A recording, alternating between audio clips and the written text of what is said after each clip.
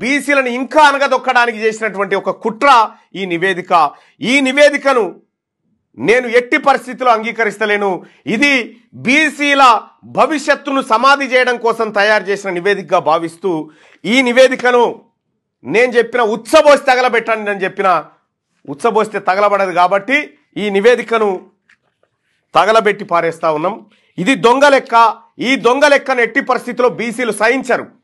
ఇలా ఓటర్ల జనాభా ఓటర్ లిస్టుకు ఇక్కడ ఉన్నటువంటి ప్రస్తుతం పిల్లలు చదువుతున్న దానికి ఎంత చూసినా 4,20,00,000 ఉండాల్సినటువంటి జనాభా లెక్కల్లో 40 లక్షల మంది బీసీలను కనుమరుగు చేసి ఇలా బీసీల జీవితాలతోటి బీసీల భవిష్యత్తు ఆటలాడుకుంటూ బీసీలను అవమానపరిచినటువంటి ఈ ప్రభుత్వం చర్య ఏదైతే ఉందో దీన్ని తీవ్రంగా ఖండిస్తా ఉన్నా. ఈ నివేదిక దొంగ లెక్క. ఇది రాష్ట్ర ప్రభుత్వం అసెంబ్లీలో తర్వాత మండలిలో చెప్పినటువంటి లెక్క ఏదైతే ఉందో ఇది దొంగ లెక్క. బీసీ ప్రజలారా అర్థమైపోయింది. వీళ్ళు మనకు న్యాయం చేయడానికి కానీ లేకపోతే మనకు రిజర్వేషన్లు ఇవ్వడానికి కానీ మన లెక్కలు తీయడానికి వీళ్ళకి ఇష్టం లేదు. ఇవన్నీ దొంగ లెక్కలు.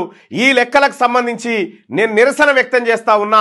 ఈ రాష్ట్ర ప్రభుత్వం తప్పుదోవ పట్టించింది బీసీ ప్రజానికానికి.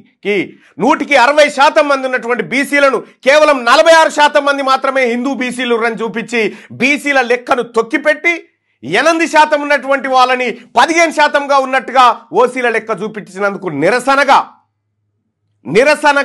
ఈ రాష్ట్ర ప్రభుత్వం చేపట్టినటువంటి దుర్మార్గమైనటువంటి దొంగ సర్వేకు నిరసనగా ఈ పేపర్లను తగలబెడతా ఉన్నా.